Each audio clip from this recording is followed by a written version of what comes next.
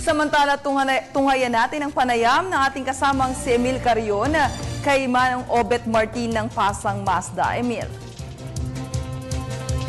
Maraming salamat at sa pagpapatuloy ng ating balitaan. Ito pong mga usapin sa kalsada, sa mga pamasaherong jeepney, sa mga driver ay talaga namang napaka-importante po sa ating mga kabalitaan. Kaya minabuti po nating imbitahin mismo dito sa ating balitaan ang presidente ng Pasang Mazda, ang pangkalahatang sanggunian ng Manila and Suburbs Drivers Association, si Pangulong Obet Martin. Magandang umaga po sa inyo, Ka-Obet. Isang magandang umaga at sa mga nanonood po sa ating telebisyon, sa balitaan, magandang umaga po. Ang presyo po ng langis, kanina mataas, bukas mababa, mataas na naman, mababa na naman.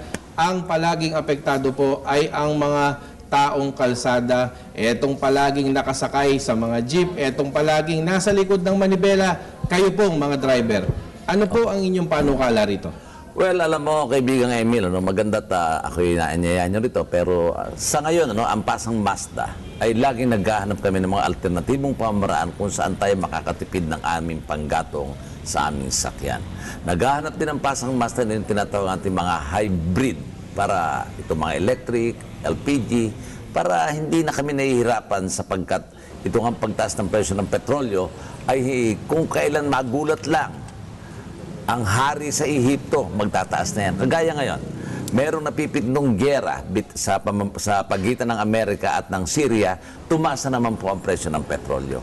At ito po yung nagiging tool nitong mga big threat small players para pagtataas ng walang presyo na walang humpay. Sa ngayon po, ang presyo petrolyo nasa 45.50, 45.30. Ito po'y sa records ng LTFRB, yung pong tinatawag nating fair rate history, pag tumungtong na po sa 45 pesos per liter, magpapail na po kami ng petition for increase of rates. Na ito po ay iniiwasan natin sapagkat ayaw po natin makasakit ng ating mga may hirap na mamaya na tumapatnugot ng ating sasakyan. Kasi pag tumaas o bumaba yan, apektado kayo, apektado yung nakasakay. Totoo po yan. Kanya nga po itong Big Tornado, lagi yung sinasabi, tuwing magtataas, tumataas na rin po ang presyon ko. Sa ngayon po, nakakita kami ng supplier ng less 2 pesos 50 centavos doon sa pump price. Opo.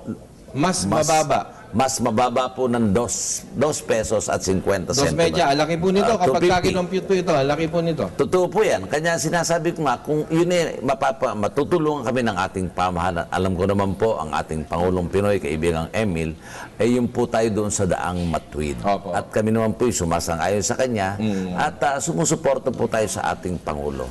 Katunayan niya po, ang ating si Secretary Jericho Petilla ay may nakabimbing po akong liham sa kanya at umaasa po ako na kami po yung mapagbibigay niya na harapin upang ipaliwanag namin itong nakukuha namin ng supply na hindi po ito paihi, hindi po ito nakaw. Legal po ito. Ito po ay bilang inyong pag-ayuda sa tuwid na daan na administrasyon ni Pangulong Aquino dahil ito nga ay makakatulong sa inyo, makakatulong sa ordinaryong pasahero. Tama po yun, sapagkat naniniwala po sa tuwid ng daan, kagaya po ng ginagawa namin, nakakita nga po kami ng murang supplier ng petrolyo na diesel na panggatong namin. At ito po yung napakalaking bagay sa amin, yung 2 pesos 50 centavos. Kung ito po yung aming ipagpapatuloy sa ngayon, kung ang halaga ngayon ng diesel ay 45.50, nasa 43 lang po kami. Hindi po kami dapat magtaas ng pamasahe. Ang laki nun. Malaking tulong po ito at hindi lamang po ang driver na tulungan, pati po mga commuters. Nandyan yung tindera. Nandyan ang tindera. ng mga binili. Nandyan si worker. Nandyan yung estudyante. Nandyan yung ordinaryong commuter. Opo. Lahat na po ng sektor ng ating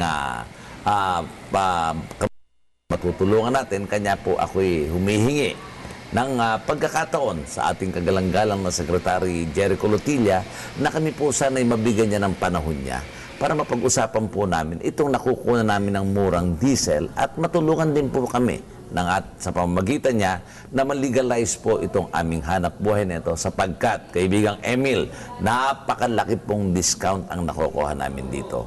Kung ang ating pamahalan po noong nakaraang taon sa pamamagitan din po ng ating Pangulong Pinoy na ito pong Pantawid Pasada na nagkakaroon po yung card ng 1,050, pag nag-load ka, yan po mga 20 liters na po yan. Yung araw na yun, nasumba ang problema ng driver.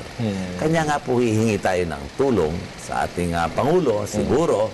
At kung naikinig po ang ating Pangulo, sana po Kumbaga para masusugan nyo yung Pantawid Pamilya Program o yung Pantawid Pasada Program para sa Pantawid Pasada transportasyon. Program. Ito isusog ninyo na kayo mismo ay maging income generating at makakatulong din po. Tama po yun. Sapagkat mapakalaking bagay po ng 2 pesos 50 centavos. Alam po natin to. Kanya, hihilin po ako sa ating kagalang-galang na Pangulong Pinoy.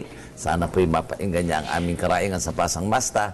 At mapainggan din po tayo ng ating kalihim ng enerhiya, si Secretary Kalihim Jericho Petilla, na magkaharap kami, magtulungan po kami. At itong itutulong nila sa transportasyon, natulungan po nila ang sambayan ng Pilipino, nasunod po natin ang Pangulo doon sa matuwid na daan. Ang panawagan po ngayon palagi ay nakatuon sa pangangalaga ng kalikasan.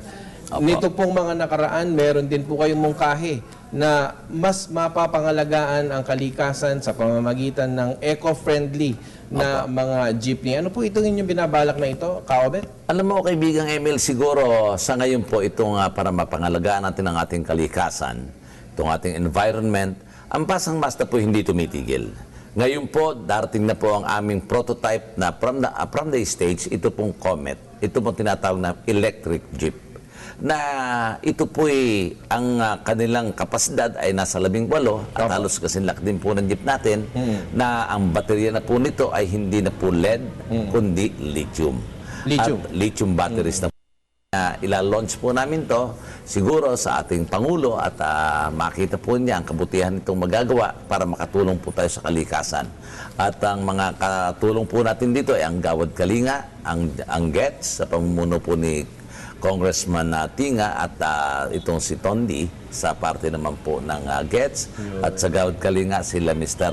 Milota po. Kaobet, pasensya ka na, itatanong ko to, talagang gusto ko malaman to at ako rin apektado Opo. Yung mga bastos na driver, yung mga makukulit, yung mga barumbado, lalo yung mga parang hari ng kalsada, ano pong ginagawa nyo sa mga to? Maliban sa, pasensya na, hindi nyo siguro binabatukan ng mga, ano pong ginagawa ninyong para mabago ang pag-uugali ng mga yan? Alam mo, kaibigang Emil, ang Pasang Mazda po, gusto ko pong ipaalam sa mga nanonood sa atin ngayon, sa mga sumasakay at pumapatubod ng jeepney. Ito po, kunin niyo po ang hotline ng aming opisina, Pasang Mazda,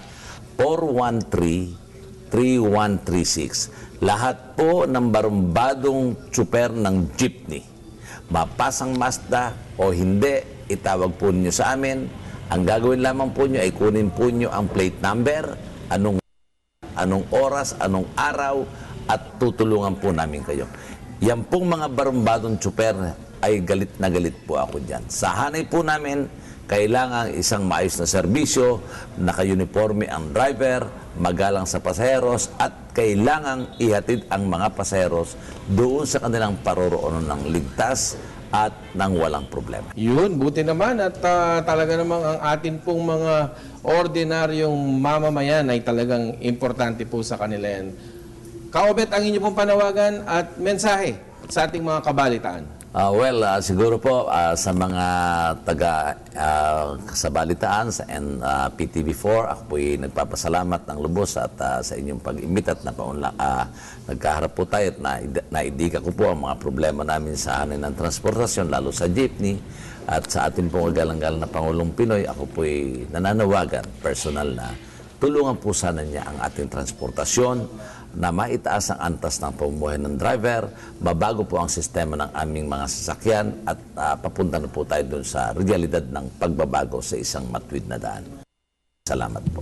Maraming salamat po, Ka-Obet Martin, ang Pangulo ng Pasang Mazda. Kaya sa mga kabalitaan, meron na po tayong pwedeng pagsumbungan, 413-3136. Tawag na po para sa mga barumbadong driver, mausok na mga sasakyan, pati na po yung mga walang disiplina sa kalsada.